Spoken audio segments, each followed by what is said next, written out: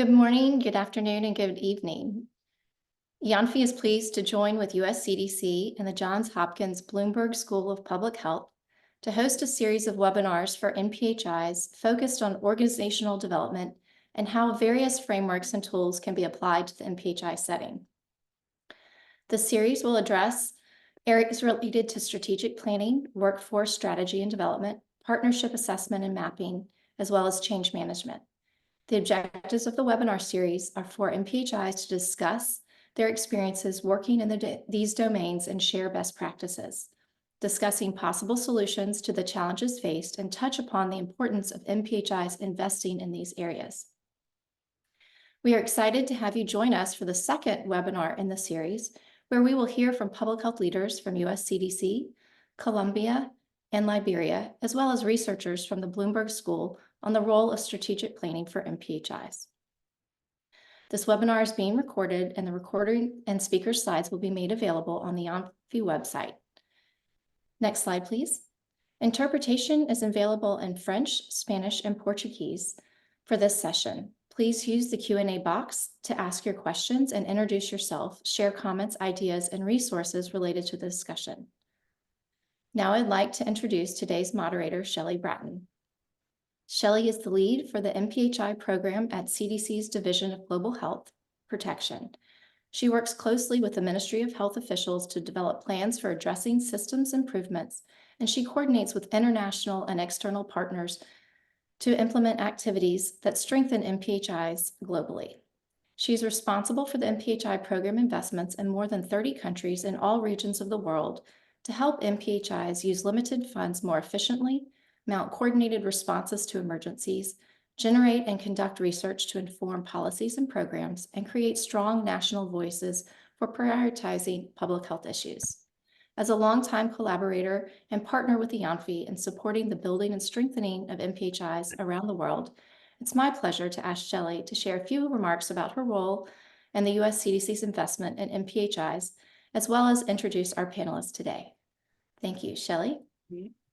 Thanks, Ellen, for that introduction. Much appreciated. And I welcome everyone to today's webinar.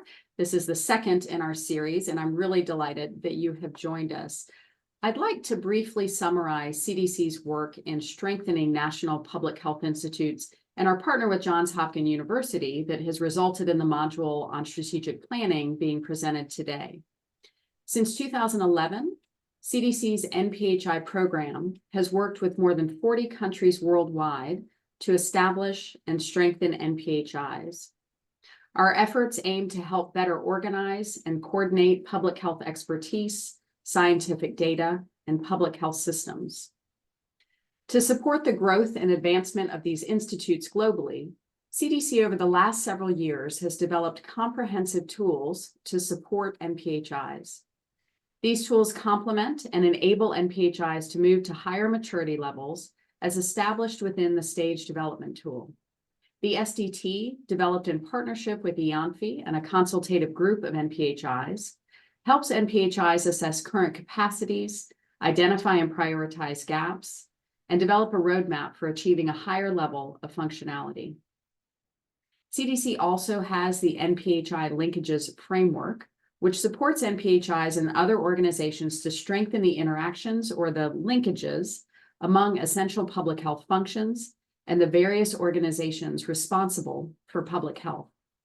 Today, we are focused on the importance of strategic planning for NPHIs, an ongoing process that encompasses strategy development, strategy implementation, and the measurement of progress towards objectives. By embarking on the strategic planning process, NPHIs are able to develop a long-term vision and blueprint for managing the day-to-day. The process provides a framework for NPHIs to prioritize programs, effectively allocate resources, align and advocate to stakeholders, and ensure that all goals are backed by data and sound reasoning. Again, it is a real pleasure to be with you today, and I'd like to introduce our first speaker, Dr. Cyrus Engineer. Dr. Engineer is a professor of the practice and associate chair for academic programs in the Department of International Health at the Johns Hopkins Bloomberg School of Public Health. He also holds a joint appointment at the school's Health Policy and Management Department. Dr. Engineer's work focuses in building organizational and program capacity for management and leadership. He has over 25 years expertise in building capacity for quality, patient safety, and performance management systems for teams and organizations in diverse international settings.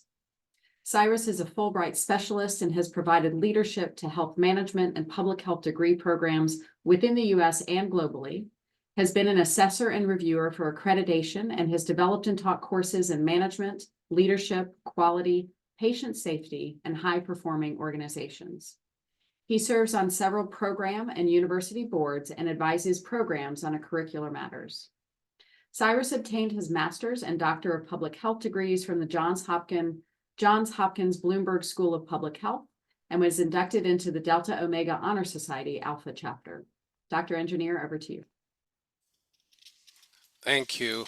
Thank you very much, Shelley. Appreciate the kind introduction. Good morning, good afternoon, good evening. Welcome again.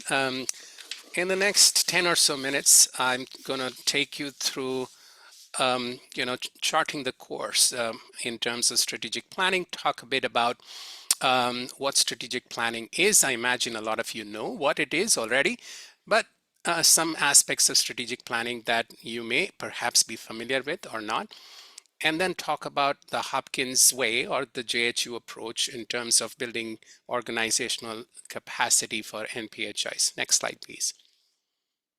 So as we start, I want to start when we're talking about setting directions. I want to introduce you to a conversation in Lewis Carroll's Alice in Wonderland. I imagine some of you might have read or watched the Disney movie, Alice in Wonderland. Alice is a little girl who falls down a hole, following a rabbit, and then meets a cat. He's not sure which way to go, so she asks the cat, would you tell me, please, which way I ought to go from here? The cat says, that depends a good deal on where you want to go. Alice says, I don't much care where. And so the Cheshire Cat says, then it doesn't matter which way you go.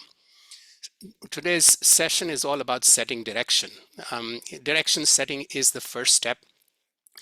And NPHIs, when they sort of branch out or when they are established, I think that's one of the first priorities for leadership. So you needing to know, without a clear destination or set goals, the direction of travel becomes irrelevant, implying that any route will suffice since there is no preferred outcome. So this is what you call a predicament faced by organizations that operate without a strategic plan. They may continue moving, they may continue rowing, but they may not be making progress or going to a meaningful destination. Next slide, please.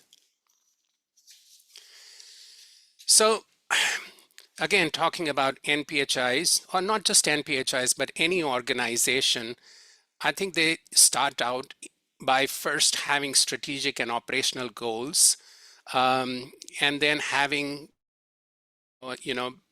be working towards those goals.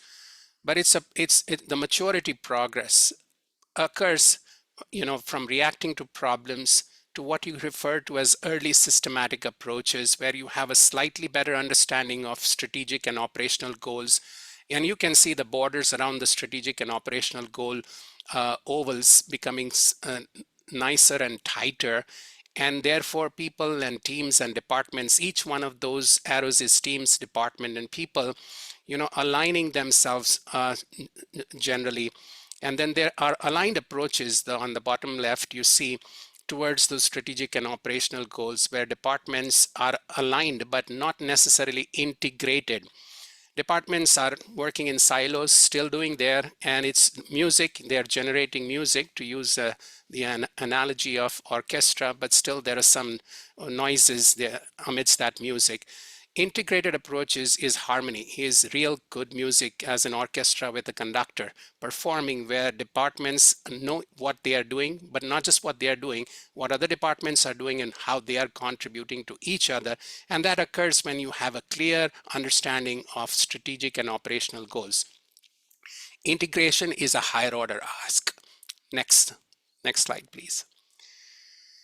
Waterman and Peters came up with an article in the 70s where there was an overemphasis on structure. The whole notion that create an NPHI, create divisions, create departments, and then there it is, everything will get done. And the overemphasis on structure. So, this is not really true. What they emphasize that the structure is a starting point, but it is driven by strategy. Having a strategy first is key.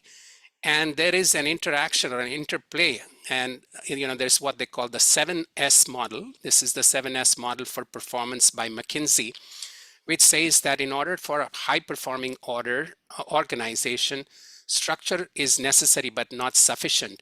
And structure is not the entire organization. Organizations are living and breathing entities that have various components. These include systems, style, staff, skills, strategy, and amidst the center are shared values or the culture. The culture of the organization is important for all of these and is a superordinate goal or superordinate. And all these pieces interact with each other. Changes in one affect another. And so we need to optimize and think about all of these components when we think about performance and not be overemphasizing structure. Just creating NPHIs out of parent institutions, creating structures in and of itself is not going to drive performance. So McKinsey also talked about style, staff, and skills as soft S's, the 3 soft S's, and strategy, structure, and systems as the hard S's, which is sort of tangible and what you can see. Next, please. So our model, JHU's model, embraces an evidence-informed approach to high performance. And technical expertise is necessary for NPHIs, but management and leadership capacity is also important. Together, they can deliver on goals and the vision of NPHIs. And so we embrace the systems thinking approach that there is no magic bullet to high performance, and all these pieces need to be working in harmony. And utilizing the systems thinking approach, we are in the process of developing some of these modules, and they all start with what functions the NPHI needs to perform. So today we are talking about strategic planning as mentioned. Next, please. So there are tools and there are tools. I say that because there are tools, and also there are frameworks. The notion here is that one can get lost in the sea of tools that are there for everything from workforce planning to financial diversification to strategic planning. Our approach is to work jointly with NPHIs in finding contextual tools. Maybe they say context is king or context is key. And all tools that are developed are broadly developed in the Western Hemisphere, and we want to make sure that they are not over sophisticated. So we sort of work jointly with NPHIs and work together to find the ideal tools or the tools and adapt those tools to apply, whether it is for strategic planning, for financial diversification, or for any of these modules. Next, please. So I don't want to take a lot of time, but the way we work is jointly. It's not a 3-day workshop. We start off with the formative activities. You can see the steps at the bottom. That enlist, we start off with formative activities, which is online with NPHIs for about 4 to 6 weeks, where we talk, we have an understanding, we get to know each other. And for each of the modules, we sort of collect data, analyze it, assess it, and then ask questions as to what the needs are, review, for instance, in this case, their previous strategic plans, and then we have a good understanding. We sort of travel, we spend time together with the teams that are directly involved in strategic planning, the divisions, and then work jointly to come up with, an organized approach, an evidence-informed approach to developing a strategic plan. Next, please.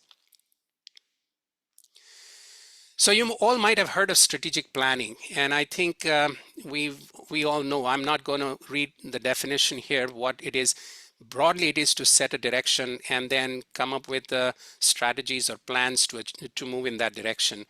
But there's a lot of emphasis on strategic planning, which is sort of. But I want to highlight strategic thinking, which is the precursor and which typically comes before strategic planning. So often organizations dive straight into strategic planning and don't do the strategic thinking piece. The strategic thinking, according to Mintzberg, who is a management guru, is required and an important component that should precede strategic planning, in that it is broad, it is divergent, and it sort of is blue sky thinking. It's thinking without limitation. It's about synthesis. It's not about analysis. And then management literature argues that strategic planning is more convergent, and it is all about, it's analytical, it's about goals, objectives. And before you get to goals and objectives, there is a place and a requirement that strategic thinking is extremely important before you proceed to the strategic planning. Oftentimes, because managers and leadership is sort of stressed or do not have time, they resort to strategic planning and they don't spend enough time on strategic thinking. So our approach sort of emphasizes strategic thinking. Next, please. So why do you need a strategy? You need a strategy because it's the blueprint for any organization. It sort of helps you design what kind of organization do we want, what kind of structure, what kind of systems, how many people do we need, what kind of processes will we have, etc. So strategy is a blueprint and essentially guides all activities in an organization. They say form follows function. In other words, you want the structure to be based on functions, but sometimes NPHIs are created first with divisions and structures, and then you develop a strategy, which is not ideal, but I think leadership is charged with that role. Strategy also drives form. So you need to have strategy before you come up with an organizational structure. It also helps you focus on scarce resources and allows for review of performance. Next, please. So these are the components of what you call a strategy or strategic plan. Usually, you might have seen this, you've talked about mission, vision, goals, objectives, strategic objectives, and all of these. But I sort of wanted to emphasize that there is a relationship between these components. On the left is the means, and on the right is the end. So for instance, you have a strategy that achieves a goal. You have tactics that achieve objectives. You have a mission, which is who you are, where you exist, and a vision is the direction or the final destination that you see yourself. And so I always ask, what component is missing here in this, what you call, is there something missing? And if we had time, we would do a pop quiz, but since we don't, it's usually culture. All of this does not exist in silos. An organization's strategy should be based on the organizational culture. Next, please. So I think as a consultant and somebody who's been involved in helping draft strategies, review strategies, I've come across and read through several strategic plans, and I'd like to share some of the common pitfalls when formulating strategy. Sometimes leadership does not have the capacity or the time to develop a strategic plan, and they give this to an external consultant. It's okay to engage an external consultant, but not have the external consultant drive the entire strategic planning process, because then there is hardly any buy-in. Sometimes strategic plans are drawn in a closed silo in a boardroom by a few people. It's rushed sometimes. You have a couple of weeks, the funding cycle is coming up. We need to have a strategic plan that is costed so that we can get the funds, so you don't spend enough time to look outside, to look at the landscape, to look at the history. You don't spend time doing strategic thinking. Sometimes I've also seen a copy and paste or heavy borrowing, if I might use, from another country, from another, mission, visions are very close. They look very close. Okay, and they are developed at the end after the goals and objectives are developed. strategic plans are not convincing, exaggerated, or too lofty, or too ambitious, or sometimes too myopic. I've also seen strategic plan where the operational plan, operational components, or the action plan is embedded within the strategy, and so it's very hard to determine the direction versus the action. A previous period's strategic plan regurgitation is previous period's plan is repeated and sort of extended with a few changes. Sometimes plans are too rigid or too flexible. And of course, as I mentioned, sometimes plans are made in isolation without consideration of organizational culture or values. And the biggest mistake, I think, in a nonprofit organizational setting is the plans are not costed. You have a plan, it's nicely developed and signed off with a nice letter from the Director General, but it's not costed. And if it's not costed or it's not linked to the operational plan, then a strategic plan sort of can fail. So with that, I think I just wanted to provide a broad overview. I understand that this is not all of strategic planning, but in the limited time, I hope that this provides some perspective about the importance of strategic planning and the process that GHU has adopted to jointly collaborate and come up with the strategic plans for NPHIs and some of the common mistakes that one should avoid. Thank you. Over. Dr. Engineer, thank you so much for that introduction and also framing our thinking around strategic planning. Especially appreciate you emphasizing the importance of culture and how that impacts strategic planning, needing to do the thinking before the planning happens, and also very helpful to see the pitfalls, because being able to learn from others' mistakes is the best way to learn, I think. Okay, moving on to our next speaker and hearing from Liberia. We'll now turn to Dr. Julius Gilayene. He is a Liberian medical doctor and a public health practitioner with training, experience, and expertise in tropical medicine, infectious diseases epidemiology, international health, and epidemic preparedness and response. He is the former Deputy Program Manager for the National Malaria Control Program of the Ministry of Health of Liberia, and former Head of Epidemic Preparedness and Response at the National Public Health Institute of Liberia. Dr. Gilayene is currently the Deputy Director General for Technical Services and Chief Scientist at the National Public Health Institute of Liberia, or NPHIL, where he is responsible to provide technical oversight and supervision over Liberia's disease surveillance and emergency preparedness and response systems, laboratory diagnosis and quality standards at the National Public Health Reference Laboratory, public health workforce capacity building, as well as environmental and occupational health activities.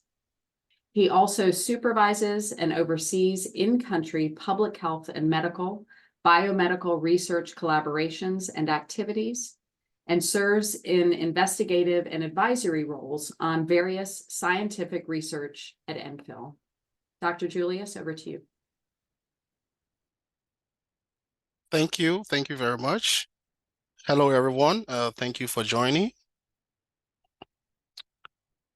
I'm happy to serve with other esteemed panelists on this webinar. And let me start by expressing on behalf of my colleagues here at the National Public Health Institute of Liberia, our deepest gratitude to the Health System Program at Johns Hopkins University, and to our partners, the US CDC, for organizing this webinar. Let me quickly, before moving to my presentation, recognize and acknowledge your respective contributions and roles on the global health landscape, which have significantly shaped and continue to positively influence the dynamics of how health system responds to population needs across the world. Next slide. The presentation for the next couple of minutes will focus on the National Public Health Institute, highlighting its establishment post the Ebola virus disease in 2015, and the critical role that strategic planning played to the viability and success of the National Public Health Institute. I will follow this outline for this presentation. Next slide.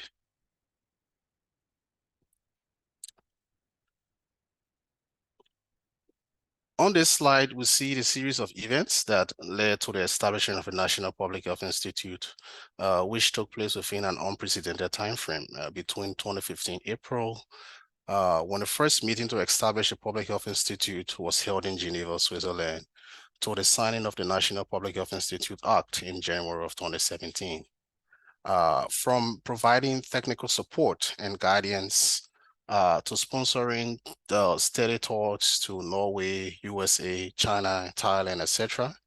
The World Health Organization, US Center for Disease Prevention and Control, the National Institute of Health, and other partners played very instrumental roles in supporting the government of Liberia in this initiative.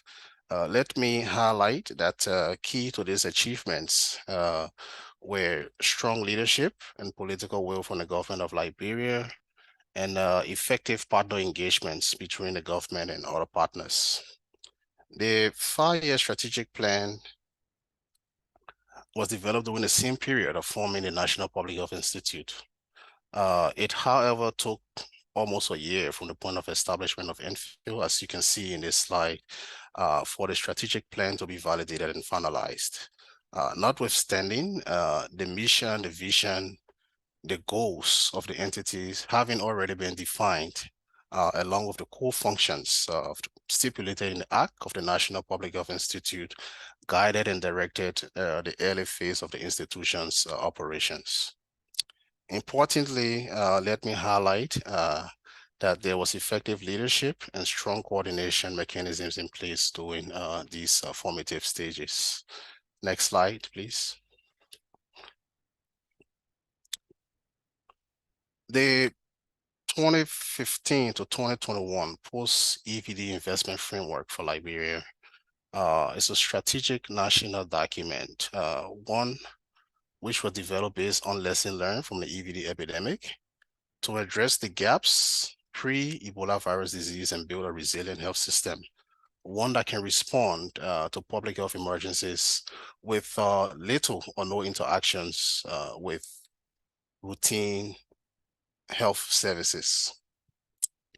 The establishment of NPHIL was a foremost priority of this plan, and it was clearly articulated within the health sector resilient, building a health system, resilient system plan for Liberia. Additionally, the joint external evaluation of the International Health Regulations core capacity 2016 showed that there were minimum IHR core capacities and weak public health laws, which also provided additional basis and justification for the establishment of the Public Health Institute, with the following clearly defined scope: to build IHR core capacities to prevent, detect, and respond to public health emergencies, serve as a center of excellence for public health, and generate scientific evidence to inform policy to safeguard population health. For efficiency, the Public Health Institute was established as an autonomous agency of government, but worked closely with sectoral reporting accountability to the Ministry of Health, and key functions of the Public Health Institute are maintained at the national level, whereas at the sub-national level, there are other functions, for example, environmental and occupational health. The emergency operating centers are integrated and embedded as part of the county health team systems. Next slide. Between 2017 and now, NPHIL has developed 2 strategic plans. The first for a 5-year period, 2017 to 2022, while the current strategic plan 2023 to 2028 for similar length of time is currently being implemented. The first strategy, as indicated earlier, was developed during the establishment of the institution. Thus, similar stakeholders, engagement, and activities inform this document. This slide basically summarizes the strategic plan development process for the current strategic plan. And as you can see, it was a comprehensive process led by our colleagues from the Johns Hopkins University, who, with support from the United States Center for Disease Prevention and Control, provided technical assistance and support towards the strategic plan development. The planning phase included a strategic thinking workshop where we were able to jumpstart this process, looking at the vision and mission of the National Public Health Institute and examining the internal and external institutional environment to identify the strengths, the weakness, the opportunities, and threats. The governance structure was also established, and additionally, the scoping period included DEX review, design and validation of self-reflective tools to assess past strategic plan performance and stakeholders engagement. And then lastly, for the technical approach, there was comprehensive situational analysis, followed by drafting, validating, and finalizing the strategic plan. Next slide. On this slide, we try to endeavor to show the mission, vision, and goals for the two strategic plans. And as you can see in the the two strategic plans, the mission and the vision are basically unchanged. Whereas the goal for the second strategic plan is a bit more aspirational, and it states to be Africa's Center of Excellence for Public Health for prevention and mitigation of diseases or public health threats. The goal in this case, as part of the idea and justification behind the current goal, is because there are enormous and growing prospects of National Public Health Institute, and with the resources and support available for global health security, especially under the new Public Health Order for Africa, this new goal, as taught by the leadership, senior management team, and the technical staff, NPHIL and partners, that this goal is achievable. This slide summarizes key differences between provides comparisons between the two strategic plan, the previous and the current strategic plan, looking at the implementation timeline, the strategic objectives, etc. It's important to note, however, that the previous strategic plan costing was incomplete until that elapsed. Currently, why we're almost a year into the current strategic plan, I would also like to indicate that the process of costing the current strategic plan is still incomplete. However, we're anticipating at least between now and the end of April of 2024 to have a finalized costed strategic plan. The current progress is about 80 to 85%.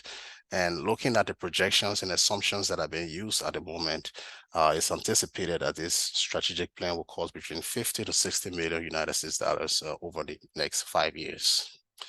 I thought to highlight the strategic objectives from the previous strategic plan, just for your understanding, but more specifically to share with you the 5 investment pillars within the current strategic plan 2023 to 2028, which looks at investment in workforce, disease surveillance and response systems, decentralized public health laboratory and diagnostic network, investment in environmental and occupational health, and strengthening institutional capacities and effectiveness to align with global, regional, national priorities, sharing of best practices.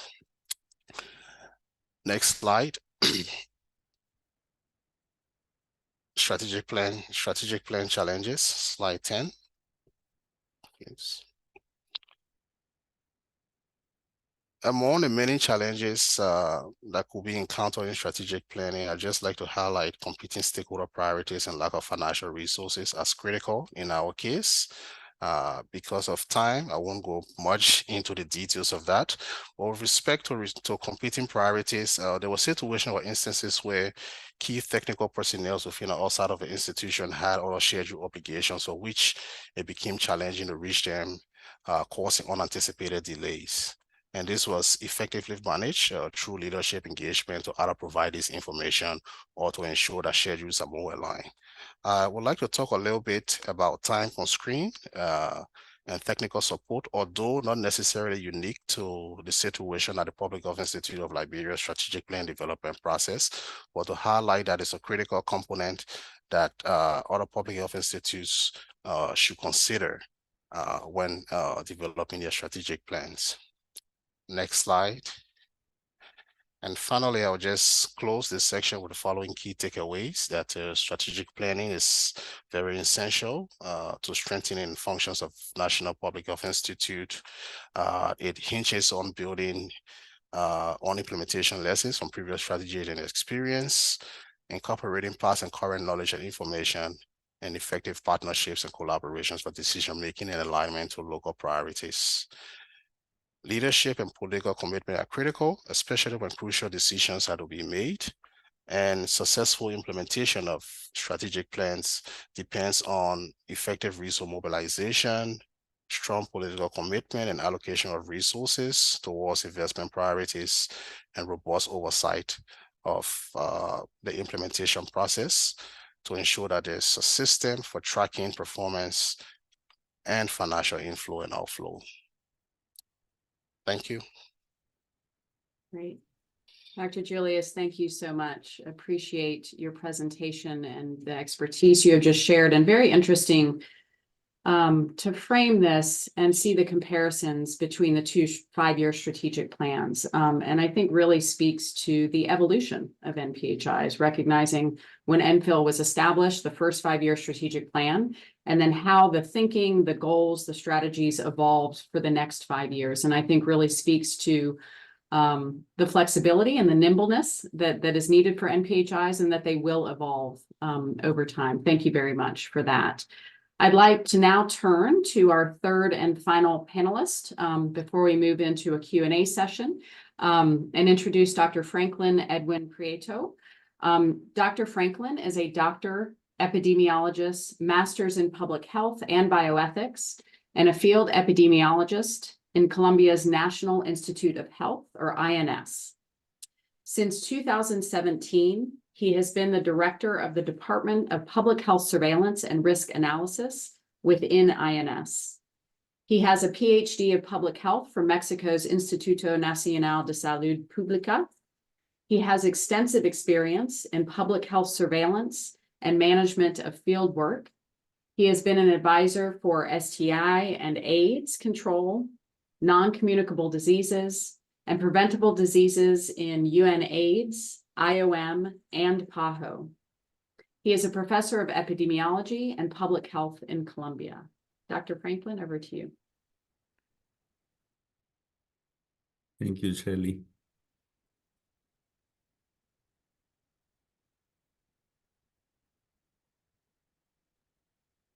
Muy buenos días. Voy a hacer mi presentación en español. Pueden ustedes activar la interpretación en la parte inferior de la pantalla. Básicamente lo que voy a tratar de contar la experiencia de un Instituto Nacional de Salud que tiene unas consideraciones diferentes a muchos institutos. Lo primero es, esta es una institución de 107 años, una institución que tiene a su cargo el direccionamiento estratégico de diferentes escenarios, que pasan, entre otros, por el proceso de formar al talento humano para la vigilancia en salud pública a través del programa de entrenamiento en epidemiología de campo, promover escenarios de investigación, producir bienes de interés en salud pública, desarrollar análisis complejos e incluso procesos de modelamiento matemático, hacer la coordinación de la Red Nacional de Trasplantes y la Red Nacional de Bancos de Sangre, ser Laboratorio Nacional de Referencia, ser el Centro Nacional de Referencia para Armas Biológicas y además emitir conceptos sobre los plaguicidas. Un poco esa dinámica tiene un ingrediente adicional que nos hace diferentes a muchos de los institutos nacionales de salud en el mundo, y es que el Instituto Nacional de Salud de Colombia hace adicionalmente la vigilancia en salud pública, es decir, opera la vigilancia en salud pública. Tiene una respuesta en los brotes y en las epidemias. Entonces, ese escenario, ¿sí?, hace que todo proceso de planeación tenga que asegurar toda la continuidad de los procesos que habitualmente se hacen para mantener una operación, pero adicionalmente poder tener un escenario estratégico para enfrentar los brotes, las epidemias y las emergencias en salud pública.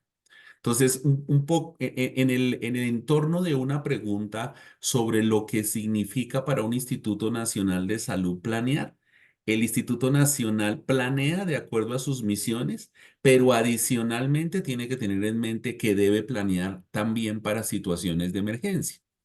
Entonces, en el 2017, el Instituto Nacional de Salud, entre 2016 y 2017, tuvo la fortuna de contar con el apoyo de CDC y de YAMFI para tratar de que pudiéramos vernos a sí mismos en nuestro estado de desarrollo, en qué etapa de desarrollo teníamos.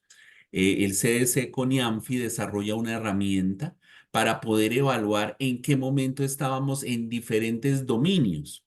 Este es un ejemplo de los dominios que fueron analizados en el ejercicio, que pasaban por la planeación, por la gestión de la información organizacional, por la comunicación externa sobre lo que significa el Instituto Nacional de Salud y sus actividades, por laboratorio, por la vigilancia en salud pública, la preparación para las emergencias y su respuesta, la recolección de datos estratégicos y el análisis, para enumerar las principales que están aquí en esta diapositiva. En ese ejercicio, cuando aplicamos en qué momento de desarrollo estábamos, nos permitió visualizar, entre otras, a dónde queríamos llegar. Entonces, para poner un ejemplo, en los temas de vigilancia en salud pública, en los cuales considerábamos que en una escala de 1 a 12, que podía denominarse en el nivel de desarrollo básico, en desarrollo avanzado, en un nivel de vanguardia, el Instituto Nacional de Salud se encontraba alrededor, o sea, podría uno pensar que podría estar en un nivel en desarrollo o casi en avance. Gracias a visualizar hacia dónde podría llegar el instituto pudo considerar después de 2 años, antes de la pandemia, que pudo llegar a un nivel mucho más avanzado, pasar de una calificación de 7 a una calificación de 9 y poder aproximarse posterior a la pandemia a estar ya en un nivel de liderazgo alrededor de un 11. Es decir, es importante que como institutos podamos hacer una comprensión de cuál es nuestro real nivel de desarrollo y a cuál nivel de desarrollo queremos llegar. Entonces, yo me voy a referir dentro de todo el desarrollo del instituto de eso que nos hace diferentes. Eso que nos hace diferentes nos ha permitido, a través del apoyo de IAMFI, a través del apoyo de CDC, tener 4 pilares de ese desarrollo. El primer desarrollo es tener sistemas de información sólidos. El segundo, tener procesos que permitan, a partir de la información de la vigilancia, gestionar el riesgo de brotes y epidemias. Si tenemos sistemas de información fuerte, pero no tenemos mecanismos de respuesta adecuados, esa información termina siendo un dato más que no termina en proteger a nuestra población. Pero para poder operar esos 2 elementos, tanto el sistema de información como la gestión del riesgo ante brotes y epidemias, se necesita de procesos de formación sólidos, de procesos de entrenamiento. Para eso, el Instituto Nacional de Salud, desde hace 32 años, trabaja en el modelo del entrenamiento en epidemiología de campo. Esos 3 que son pilares históricos al interior de la institución: la gestión del riesgo, que completa 7 años en el instituto, 17 años que completa el sistema de información que ha venido evolucionando, y los 32 años que tiene el programa de entrenamiento, podrían permitir que esa etapa de desarrollo, al menos en los temas de vigilancia y de respuesta, pudieran permitir que el instituto avanzara y cumpliera con su labor. Y recientemente, desde hace tan solo un año, el Instituto Nacional de Salud entiende que su rol no debe quedarse en el gran laboratorio ni en la gran sede central, sino que es importante que la red pueda llegar hasta la comunidad. Y por eso el instituto empieza a desarrollar, en aras de ganar en oportunidad en la detección de esos eventos de interés en salud pública, lo que se conoce como vigilancia basada en comunidad, que para el caso de Colombia lo hemos denominado REPCOM, Red de Vigilancia Epidemiológica Comunitaria. Entonces me voy a detener en algunos detalles de lo que significa planear y seguir pensando en que podemos seguir mejorando para que nuestro nivel de desarrollo sea mucho mejor. Cuando nos sentamos a pensar, bueno, tenemos un sistema de información en el momento en que hicimos esta herramienta de etapas de desarrollo. ¿Qué teníamos como sistemas de información? Una serie de ventajas. La primera de ellas es que teníamos un sistema de información para la vigilancia único. No teníamos sistemas de información para cada grupo de enfermedades. Ese sistema de información era el mismo con el que debían notificar de manera obligatoria todas las instituciones de salud en Colombia. Ese sistema se fue madurando, pero hubo un momento en que el sistema se desarrolló a partir de las intenciones del talento humano, del recurso humano del instituto, y era necesario darle un golpe evolutivo para que ese sistema pudiera responder a nuevos desafíos. Para ello pensamos en unas diferentes fases. Una primera fase era darle una estructura, aquello que no se ve, y era volverlo más sólido, más seguro, más rápido, más amigable.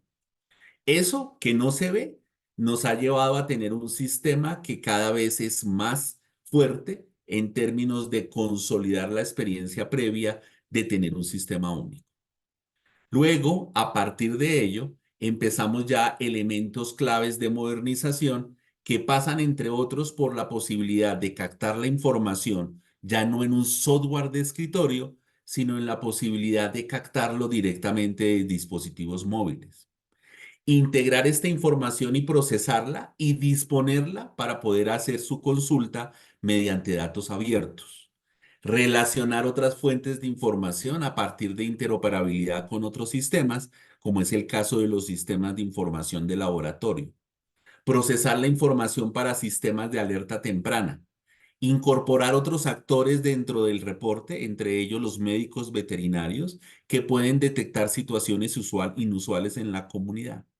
Dar la capacidad de que el sistema pueda también funcionar en terreno sin necesidad de estar conectado a Internet y adicionalmente poderlo progresar a elementos mucho más profundos, como analizar las causas de las muertes para algunos eventos de interés en salud pública y la disposición de información en tiempo real, como se hizo en COVID y adicionalmente como se ha tenido que hacer para otras emergencias de alto nivel como monkeypox y malnutrición. Es decir, gran parte de nuestro ejercicio es pensar qué tenemos de bueno, cómo lo podemos evolucionar, entendiendo que la evolución debe ser de manera continua, permanente. El siguiente elemento es que dentro de ese mismo sistema de información se requería que el país evolucionara en quienes tienen la responsabilidad de administrar la vigilancia en los territorios en el nivel subnacional. Y nos dimos a la tarea de construir un scorecard que permitiera que cada uno de los territorios supiera que también estaba en la vigilancia. En el 2017, cuando iniciamos, quien estaba peor en los niveles subnacionales, en las secretarías de salud, estaba alrededor del 38%, mientras que el que estaba mejor estaba en el 88%. La mediana era de 63%. En el 2022 llegamos a tener un valor mínimo de 73, con un intervalo que podía llegar hasta el 96% y una mediana de 86%. Logramos mejorar de manera importante el desempeño de quienes operan la vigilancia. Y hoy día, como esto no termina, nos hemos acogido a la iniciativa de modernización de datos, especialmente en tres elementos. Esta iniciativa de CS reza por acelerar que los datos realmente se conviertan en acción, que estén cada vez más disponibles, desarrollar una mayor fuerza laboral para usar esos datos y además administrar los cambios y la gobernanza alrededor de la información. En eso estamos para poder garantizar que a futuro podamos tener cada vez más un sistema de información más útil para todos. El segundo elemento, que era la respuesta, pasaba porque antes solamente algunas partes interesadas estaban involucradas en la respuesta. Los planes eran aislados, la respuesta era fragmentada, no se hacía uso adecuado de los recursos y había desorganización. A partir del ejercicio de repensarnos, constituimos el Centro de Operaciones de Emergencia en Salud Pública, construimos planes multiamenazas, coordinamos mejor la respuesta, incluimos el sistema de manejo de incidente dentro de nuestros desarrollos y tenemos hoy día procedimientos para poder responder. ¿Eso a qué nos ha llevado? A un escenario de gestión del riesgo en el cual la incorporación de los recursos nos permiten desde la preparación, desde identificar el contexto, identificar la señal, poder abordarla, poder responderle, de alguna manera tener mucho más eficiencia, mucho más efectividad en nuestras acciones. Y finalmente, no es posible hacer estos dos elementos previos sin tener un talento humano formado para poder hacer la respuesta. El Instituto Nacional de Salud está desarrollando los 3 niveles de formación en entrenamiento en epidemiología de campo, respetando los estándares establecidos por TEFINET y los CDC, que llevan a una mejor vigilancia en salud pública, a una mejor investigación de brotes, al manejo de la epidemiología y a la comunicación y divulgación científica. Para eso, el Colombia no ha quedado ahí, sino que ha entendido que adicional a esos estándares del FTP y poder cumplir la dinámica como organización y transferirla a los territorios, contar con herramientas no solo para cumplir esos estándares, sino para hacer la gestión del riesgo, para hacer la gestión en terreno, lo que significa un operativo de terreno en términos logísticos y poder llegar a establecer educación especializada para esa fuerza de trabajo. Y el programa no se ha quedado solamente en los pilares, sino que adicionalmente entiende que poder generar capacidades, tanto en el Instituto Nacional de Salud como en los niveles subnacionales, requiere un despliegue mucho más grande que lleva a incorporar a aquellos que en la comunidad van a hacer la vigilancia, aquellos que en las instituciones de salud la hacen, que es lo que nosotros llamamos el componente esencial de la formación, poder continuar fortaleciendo el programa de entrenamiento en epidemiología de campo, poder ir desarrollando una fuerza élite que pueda apoyar regionalmente la respuesta a brotes y epidemias, tener una base de tutores y entrenadores para el proceso y generar procesos de educación continuada. A esto, con apoyo de CDC y de IANFI, también le estamos innovando con algunas estrategias de realidad virtual y de inteligencia artificial que lleva a que entre instituciones o entre países podamos desarrollar todo este escenario. Era básicamente lo que quería contarles. Me centré solamente en la vigilancia. Hay algunos grandes desafíos que tiene la incorporación de la planeación en nuestros institutos. La primera es que no solamente somos instituciones que trabajen en emergencias, que trabajen en lo regular, sino que también trabajamos en emergencias. La segunda es que tenemos que estar modernizándonos todo el tiempo y la modernización tiene algunas trabas administrativas al interior de nuestros países.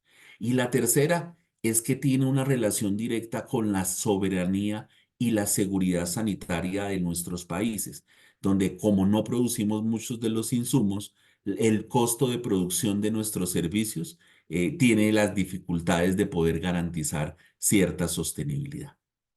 Muchas gracias.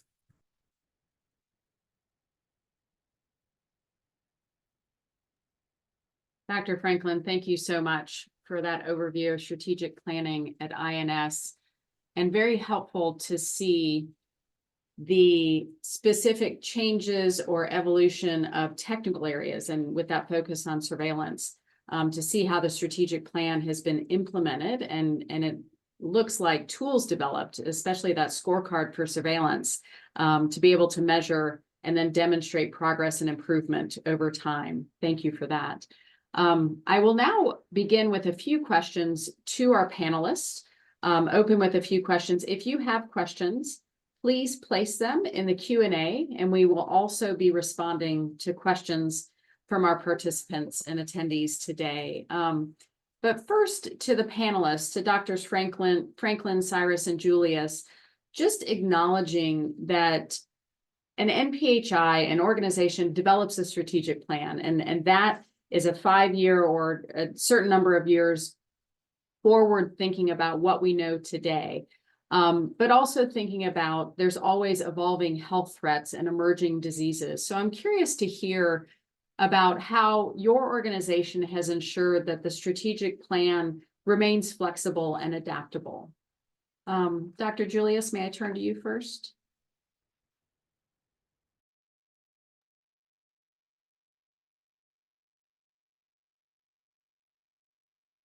All right, thank you, Shelley. That's a very good question, especially considering the landscape in which we operate. And let me start by saying, and as you may be aware, that the strategic plan is more like a template that sets the direction towards achieving the institution mission, the vision, and the goal. Even though the strategic plan is a template, we acknowledge that institutions' strategic plan, especially national public health institutes that deal with public health emergencies, should be flexible and adaptable to situations and circumstances as they arise. And I will say in our own instance, the determination of what actions to prioritize basically made by the leadership structure, the senior management team, and the technical team. As a result, I will start by saying that effective leadership and oversight is critical to this, but also it's important to have a clear understanding of the prevailing health needs and circumstances and the feasibility of implementing certain interventions on a particular circumstance, whether or not they're articulated or set out to be achieved within a strategic plan. I will give a practical example about the COVID-19 pandemic. By July 2020, the midterm review of NFIL's first strategic plan was due. However, that midterm review was not conducted because of the COVID-19 pandemic. This period, as you may be aware, as we're all aware, there was a global shutdown, and up to the end of the year and until about 2021, priorities were shifted. The focus was more towards treatment of COVID-19 cases, managing adverse impact on the health system and other sectors, more towards the direction of acquiring vaccines and getting more persons vaccinated to achieve herd immunity, etc. So resources have been previously earmarked for other routines purposes. For instance, in the case conducting a midterm review of their strategic plan were redirected to address the pressing needs at the time. So I would just maybe in short, I'd like to say that why it's often the case in public health emergencies that you will have to make some decisions to shift priorities and resources to address the circumstances at the time. It is also critical to not lose sight of public programmatic activities that will ensure that you continue to have routine functions. Your routine functions are maintained and services are delivered uninterrupted. In fact, I think that is a fundamental idea of the health system resilience that we are all working towards achieving, and a primary and foremost purpose of which the National Public Health Institute of Liberia was established, and I'm sure within other settings, the similar model for other public health institutes. Thank you. Thank you. Dr. Franklin, anything to add from the Columbia perspective about the flexibility of the strategic plan? Y creo que el hecho de que tengamos un rol en las emergencias se convierte siempre en un reto para la flexibilidad. Poder abordar, responder adecuadamente a diferentes emergencias en salud pública hace que nuestros recursos y nuestros procesos de planeación se adapten a eso. Creo que la experiencia de H1N1, luego de Zika, chikungunya, luego de coronavirus y luego de monkeypox, se vuelven una oportunidad para entender que en nuestro escenario debe ser así de flexible. En el día a día, como manejamos la vigilancia, esperamos tener un flujo de muestras en laboratorio, para poner un ejemplo, estable. Pero ante la aparición de una epidemia, cualquier variación en recursos se rebosa, se aumenta y hace que tengamos que adaptarnos a poder responder a esas necesidades. Adicionalmente, es necesario que si nosotros no logramos que los niveles subnacionales, que las regiones asuman también nuestros esquemas, vamos a ser menos eficientes. Nosotros somos un país descentralizado y al ser descentralizado requerimos que progresivamente eso ocurra, que un departamento, un estado pueda hacer esta actividad. Y finalmente, algo que no es menos importante es la necesidad que tenemos que esto se incorpore más allá de la ley, porque la ley tiene sus altos, tiene la forma en que algunas autoridades la evaden. Y hemos visto que cuando se incorpora los ejercicios de planeación a los procesos de calidad institucionales que tienen un goodwill, funcionan de una mejor manera. Thank you. I'd like to turn to the questions that we've received from our participants. And the first question, Cyrus acknowledges your emphasis on the importance of thinking, the strategic thinking that needs to happen before planning. And the question is if there are any tools or suggestions on how to structure and support thinking activities before beginning the planning. Absolutely. Excellent question. And yes, there are tools, and we utilize some of these tools during our workshop. Essentially, this is sort of blue sky thinking tools, the tools that allow you to generate ideas without limitations or without constraints. And there are a suite of tools that we have that we can potentially share. But all these tools, as I mentioned, are around generating ideas, creating pictures and landscapes for the vision. These are tools around visioning. How do you create a vision? How do you create a mission? What elements of culture would interfere with some of the aspects. It also talks about what you call landscape analysis, looking at the landscape, the environment, how that impacts us. So a lot of it is open-ended, qualitative, but it is sort of a dialogue-based approach, utilizing appreciative inquiry and an approach that is used in management to sort of try to get what are we doing well, what are we not doing well, why are we here, what is it that we need to do, what are the important external aspects that we need within the environment that we need to look at or consider, how is the regulatory environment and politics and the country situation going to affect us, and sort of utilize a lot of time to sort of create a synthesis before we go into the analytic phase. Thank you. And looking at the next question in the Q&A, and I think we have a great range here, recognizing the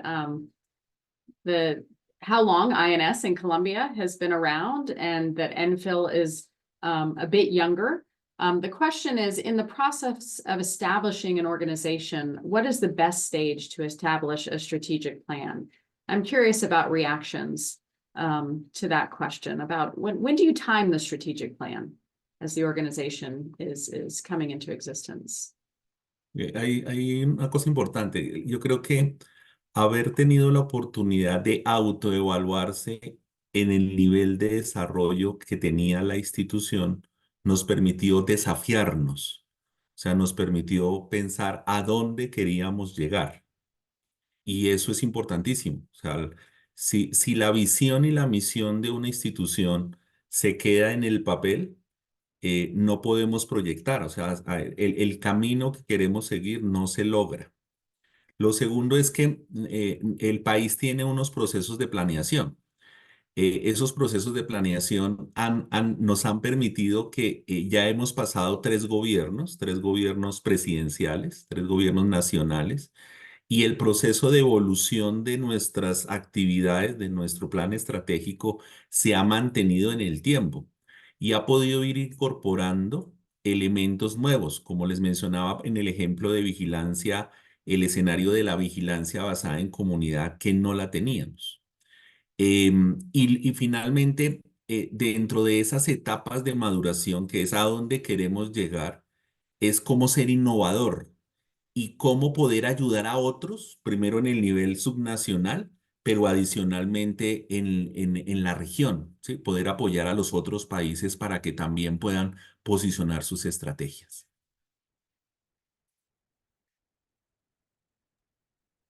Thank you.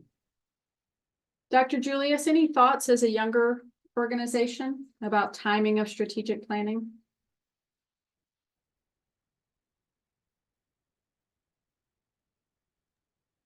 All right, thank you, Shirley. I think there's no specific rule of thumb, I would say, but in our instance, as I will, from our own experience, say that as long as the institutions, mission,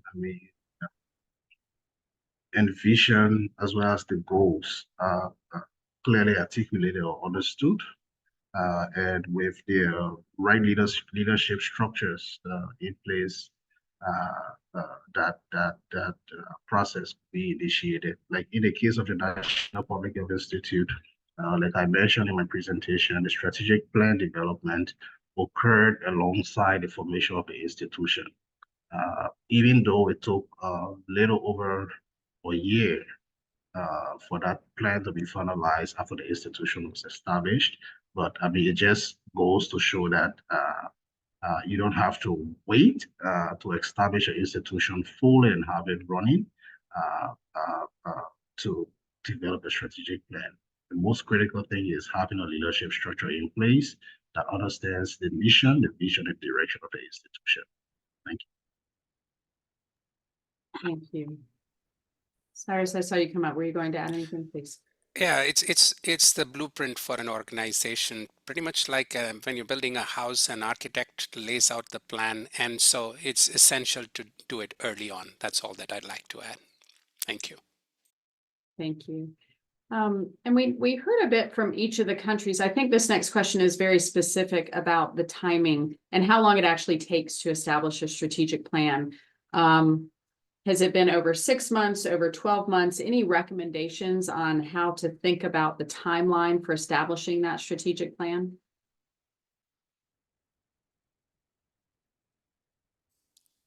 I can go, but our colleagues would have experience. Would they like to comment first? How long it took? Hay unos plazos que muchas veces al interior de nuestras instituciones tenemos. Cada cambio del gobierno exige que durante los primeros 6 meses debe al menos incorporarse parte de las misiones de las instituciones dentro de los planes de gobierno presidenciales. Y eso hace que el proceso tenga que ser acelerado. Sin embargo, todos los años se construyen planes operativos que permiten ir incorporando nuevas necesidades y pudiendo resolver nuevos problemas.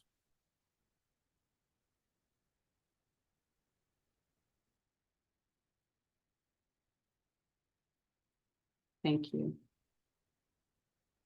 Related to that question is thinking about the implementation. So all of our panelists spoke about the development of the strategic plan, but then what you do with it and the operational plan that's associated with it and challenges to implementation. And I'm curious if there are any specific challenges specific to implementing the strategic plan that stand out among our panelists.